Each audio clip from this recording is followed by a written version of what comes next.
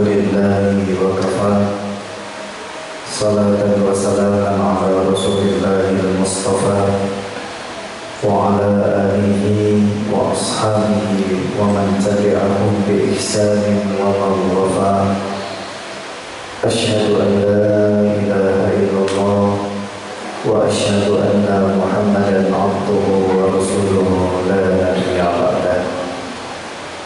Alhamdulillah, pada malam hari ini kita sudah menjalankan ibadah salat Isya, dilanjutkan dengan Qiyamul Ramadan atau salat tarawih yang ke-22, dan insya Allah kita sudah masuk malam ke-22. Pasti banyak asatidz yang menyampaikan kemuliaan di malam Al-Qadar, dan telah disampaikan juga bahwasanya ada satu hadis yang memang itu sahih, yaitu malam Al-Qadar itu ada di tanggal-tanggal yang ganjil. Kenapa alasannya ganjil? Karena Allah suka yang ganjil. Tapi Bapak Ibu dan saudara sekalian yang dirahmati Allah, kalau hanya yang ganjil, Rasulullah itu dari Aisyah bahwasanya Rasulullah serius ketika 10 malam terakhir, sehingga tidak ada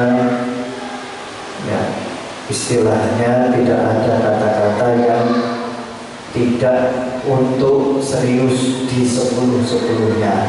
Kadang di masjid-masjid itu kalau selingkuh, tidur, selalu dikurangi. Tapi ketika 22, 24, malam 26 itu sepi, karena menganggap tidak ada malam Al-Qadar di sana. Kalau kita jangan seperti itu Bapak Ibu, marilah kita serius ke 10-10-nya.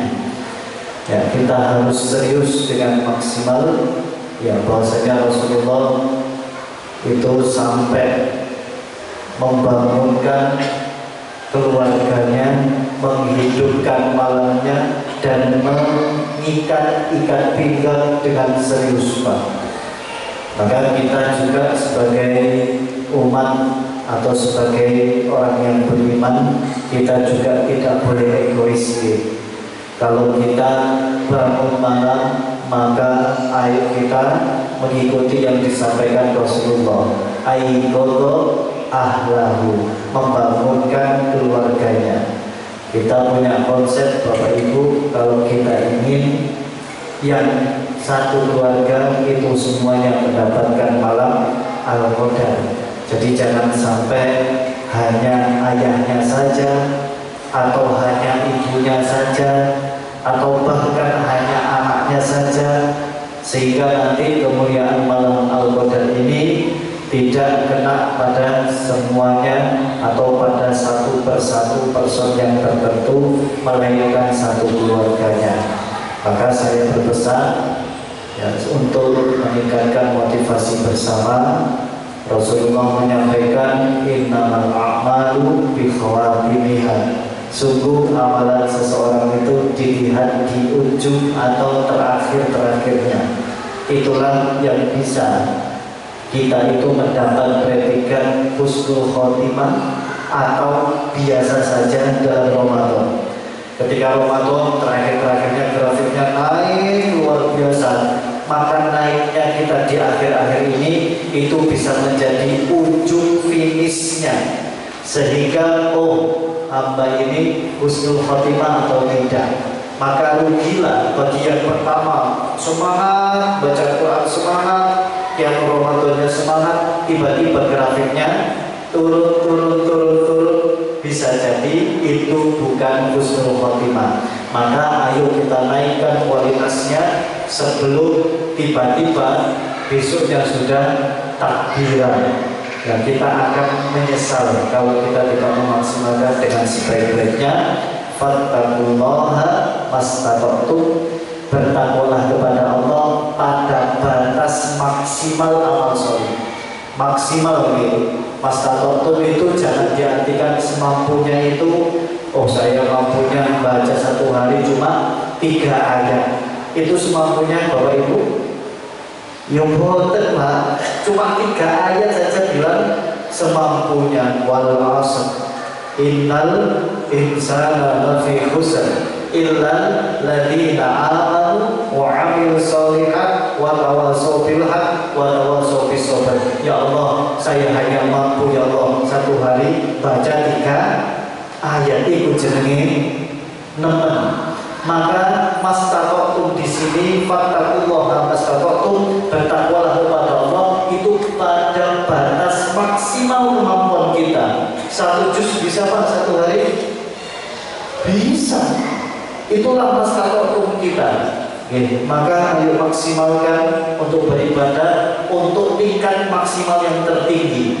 Ayo tak apa-apa, capek niatkan ikhlas, kita nikmati, kita enjoy, dan insya Allah akan kita tuai ya keberhasilan daripada capek yang kita lakukan, yaitu dengan ampunan, dengan pelipat gandaan, dan kita menjadi hamba Allah yang bertakwa. Demikian yang bisa saya sampaikan. Semoga ini menjadi motivasi untuk kita semua. Alhamdulillah ya, tadi waktu berangkat hujan luar biasa, jenengan termasuk orang-orang udan banyu ya. Kecuali udan waktu kayak zaman Nabi Lut itu baru ya, pusing sampai nggak usah, kalau lewat pasti mati karena hujan batu. Ini hujan air sederas-derasnya dilewati, itu termasuk luar biasa. Itu ketika Allah tanya, apakah kamu sholat tarawih?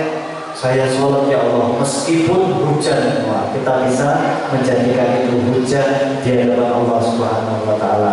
Demikian yang bisa saya sampaikan, dan monggo dilanjutkan, monggo yang menjadi imam sholat witir, karena saya sholat witirnya saya buat